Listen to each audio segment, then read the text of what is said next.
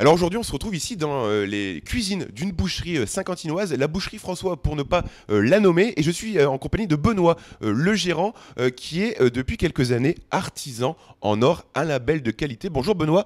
Tout d'abord, première question, pourquoi avoir voulu rentrer dans ce label artisan en or? Donc j'ai voulu rentrer dans ce label pour certifier ce que je faisais depuis des années. Donc c'est-à-dire acheter de la viande locale, la désosser sur place, former des gens. Donc un peu tout ça et ça n'a fait que conforter ce que je faisais en fait.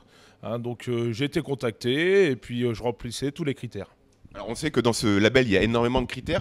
Un des critères principaux, on va dire, c'est celui du fait maison, puisque 80% minimum des produits vendus doivent être faits maison. C'est bien cela? Oui, c'est bien cela. On est contrôlé tous les ans.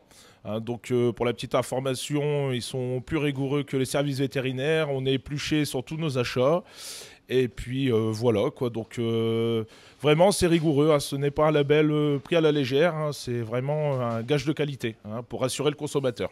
Alors il y a cette notion de fait maison. Vous ici, vous faites plus de 80% de vos produits sont faits maison, sont faits ici dans ces cuisines avec vos 14 employés.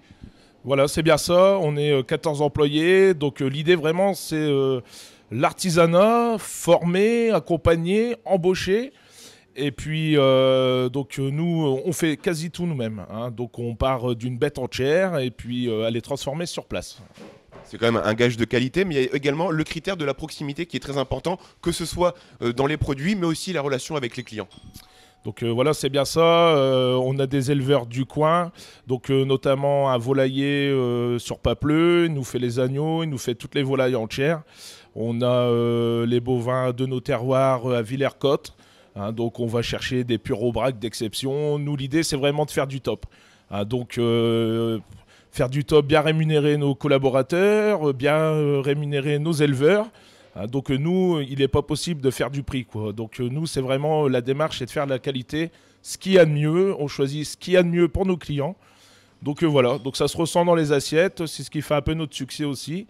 Donc voilà. Hein. Est-ce que la relation proximité-qualité, c'est quelque chose qui sont compatibles? Des fois, on a peut-être des produits qui ne sont pas disponibles ici, donc on fait un peu de kilomètres pour trouver ce produit de qualité justement. Donc oui, nous un peu ici dans le Nord, on n'a pas trop le terroir pour faire du veau. Hein, par exemple, on va chercher notre veau dans le Limousin. Donc c'est la seule chose qu'on va chercher loin parce que ici vraiment il n'y a pas vraiment la qualité qu'il faut parce que là on est sur des veaux blancs élevés sous la mer. Là-bas il y a un terroir, hein, c'est des veaux du Limousin, donc c'est vraiment leur savoir-faire. Alors tout est fait maison ici quasi, et on voit là, il y a même la purée est faite maison, elle donne vraiment envie, hein. Oui, on a notre petit producteur de pommes de terre qui est pas très loin aussi, qui nous livre les pommes de terre, c'est épluché sur place, c'est cuit sur place. Donc voilà, hein, vraiment, l'idée c'est de tout faire nous-mêmes. Et ben, l'idée c'est de tout faire soi-même, et en tout cas ce qu'on va aller faire maintenant, c'est on va aller du côté de la boutique parce que on a vu plein de beaux produits, plein de bons produits en arrivant ici, et forcément vous allez nous raconter un tout petit peu, et peut-être nous dire aussi la spécialité que vous avez ici, qui a été primée il me semble.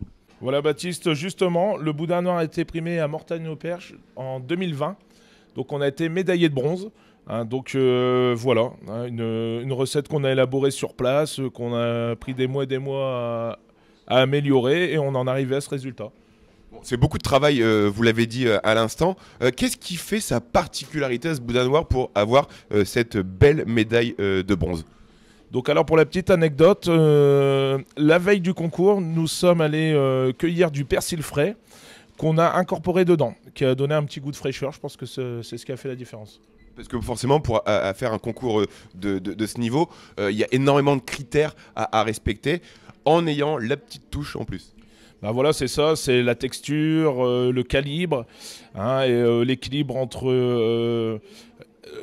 faut que tout soit harmonieux, quoi. Donc l'oignon, le gras et le sang. Donc voilà, c'est un vrai savoir-faire français, en fin de compte, qui a été mis à l'honneur. C'est important le savoir-faire et surtout le partage et la transmission de ce que vous avez appris et que maintenant vous transmettez aux jeunes. Voilà, c'est ça. Nous, on a actuellement 5 apprentis qui sont au bout de leur cursus. On a un taux de réussite de 100% pour l'instant. On en a présenté une trentaine. Et puis voilà, bah, le but c'est de les accompagner, de les former, leur transmettre l'amour du métier. Eh ben, merci beaucoup. J'avais encore plein de questions, mais malheureusement, on arrive au terme de cet échange. Merci beaucoup, Benoît, de nous avoir reçus dans votre boutique. Ce boudin noir, moi, il m'a vraiment, vraiment donné envie. Je peux en goûter un petit morceau? Je suis gourmand, hein. T'as raison. Et ben voilà, je vais partager avec vous ce petit morceau de boudin noir médaillé dans un concours il y a quelques années.